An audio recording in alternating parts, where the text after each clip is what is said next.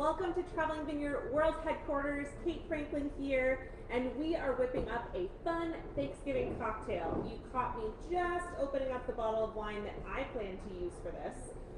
But I know that a lot of us are changing our plans for the holidays right now. And while it's disappointing, the one thing that I am definitely going to hang on to are some of the traditions that I think are really important. So some of the traditions that my family has, even though we can't do them together, I still want to do them even if we have to do them, socially distanced. So one of the things that's huge in my family is we always have a signature cocktail.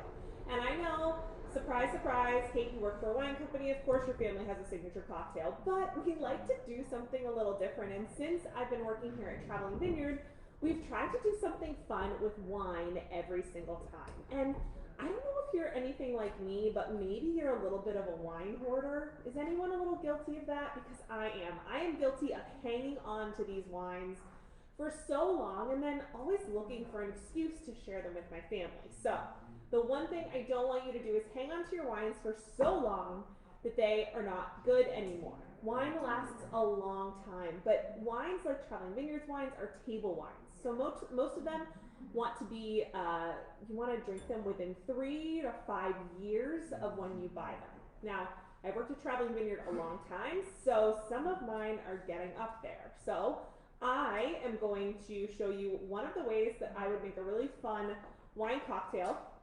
It's the pomegranate ginger chiller. We'll post this recipe in the comments here, and I love pomegranates. Couple of tips about pomegranates. Make sure that you are not wearing all white because pomegranates do stain and they can be a little pesky.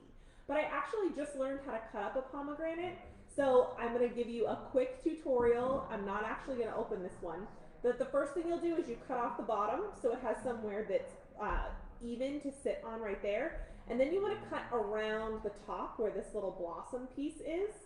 And then you want to score down. And you can feel on the pomegranate where there's ridges. You want to score along the ridges because what that allows you to do is basically peel open the pomegranate. So you can get all these little pomegranate aerials, I believe that's how you pronounce it. I call them pomegranate seeds. That is not what they're actually called, but they are called something that is hard for me to pronounce. So I call them seeds. So this recipe is going to call for a dry or a semi-sweet wine. And this is great with white wine. So white wine recipe.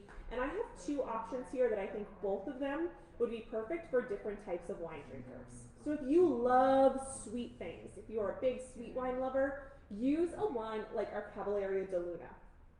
It's great. It has a lot of delicious fruit flavors, totally fruit forward, a little bit on the sweeter side, but this is going to make sure that you have a very sweet cocktail. Now, I don't love sweet cocktails as much, so I'm going to use a really dry wine. This is our Steeple Street Chardonnay. You can use, you really and truly can use any white wine that you like. But one of the wines that I would also suggest for this, if you have any Lulo, the Gruner Veltliner on hand, Lulo goes really well with ginger. So whether it's ginger in a dish that you're eating like sushi with some of that pickled ginger or mixing it with ginger beer, Lulo, that Gruner, and ginger go really, really well together. So that's another suggestion. Both of these are available from your Traveling Vineyard wine guide, and you're going to need about 5 ounces. So it's basically the regular size of a regular glass of wine. You're also going to need pomegranate juice. And you can get it in, there's like a very famous pomegranate brand, and they come in those cool bottles. I couldn't find any of that at the store, but this is all pomegranate, fresh pressed, and I found it in not the cool juice aisle, but like the warm, the regular juice aisle. So this works perfectly. Then you're also going to need pomegranate liqueur. Now this is so fun. If you also like to make other types of mixed drinks, you can make a mean martini with some pomegranate liqueur, but it goes really, really well in a drink like this. You'll also need a splash of ginger beer. I went with the bougie stuff. You can use whatever ginger beer you like. If you can only find ginger ale, that'll work perfectly fine too. It really is up to you. If you use ginger ale, it's definitely going to be sweeter. So if you're someone who likes it super sweet, feel free to use ginger ale. And then you'll need lime slashes. Oh, and I forgot the bitters, but those are optional. So if you're someone who makes a lot of cocktails at home and you have bitters on hand, feel free to toss a couple of dashes of bitters in here. It'll make the cocktail just come together and knit together just a little bit more. But if you don't have bitters, like we don't have bitters here at Traveling Vineyard World headquarters, you can just skip them. It'll still be equally as delicious. So let's whip this thing together, okay? The other thing that I did is I have a variety of different wine beverage glasses. I'm actually going to make it in this really fun tall champagne flute as well as in a wine glass because I think it'll be super fun. So step one, you're going to fill a glass halfway with ice, adding some of these pomegranate seeds as you add the ice. So we'll toss a couple in here. And you want to make sure that you put the pomegranate seeds in there as you add the ice so that they get intermixed with the ice itself, right? Because you want to do that. And then we'll add some more in there. And I'm going to make 2 of these at the same time because, man, I think these are going to be so pretty in this tall glass. I think you guys will probably agree with me. Do you guys have a favorite wine cocktail or do you use pomegranates in anything you do? If you do, just drop it in the comments. I'd love to hear the things that you use pomegranates in and what you do for your favorite wine cocktails. This one, let's just add a couple little ice cubes there. I love a good champagne flute. They are not just for champagne. I feel like everything is just a little bit fancier when you put it in a champagne flute. It makes me super happy. So those 2 ice cubes are stuck together. All right. So are these 2? Let's see if we can crackle apart. Nope, none of that. All right. So we have our base here. The next thing I'm going to do is I am going to add the pomegranate juice and the wine. So it calls for 1 1/2 tablespoons. Oh no, this is 2 tablespoons of pomegranate juice. So what I'm going to do is I'm just going to throw in I'm going to use a shot glass instead. I'm going to throw in about half a shot just because I think that's probably about the right amount. So we'll pop that into both of these glasses. And then it also calls for the pomegranate liqueur. Oh my gosh. I don't know if you guys have ever used this. This is something that we've done a bunch of mixed drinks with my friends, and this is such a fun liqueur to use. So I'm actually going to put in a whole shot of it because that's where we're at today. So maybe I'll do a little bit less in this tall glass because there's less volume. All right, super simple. And then I'm going to almost top the glass off with the white wine. So we'll add that in there. Ooh, that color is changing. Ooh, it's actually layering. Oh, that's really cool. I'm having way too much fun with this. But yeah, I'm going to add in my white wine. And then at the very end, you are going to top with ginger beer. I don't know, I'm a huge Moscow Mule fan. You can do a mule with almost any kind of liquor, whether it's, you can do a pomegranate mule, so if you have extra ginger beer left over, you could just do pomegranate juice and ginger beer. Oh, that actually looks so pretty in this tall glass. Then the last thing I'm going to do is I'm just going to do a lime wedge on the outside. So I didn't slice my limes, so I need to do that right here while I'm at it. Look at that.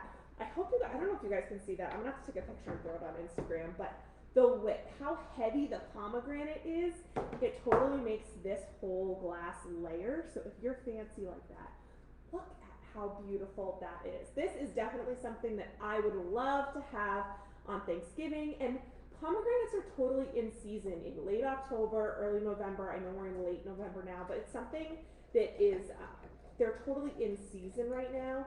And you probably have seen pomegranates on all kinds of different menus at restaurants and in cooking. They're really, really popular this time of year. So if you add your lime slices on the edge, I'm actually going to squeeze my lime slice right in there because I love that extra citrus. Tuck it right in, and I'm going to give it a try. Let's see how it goes.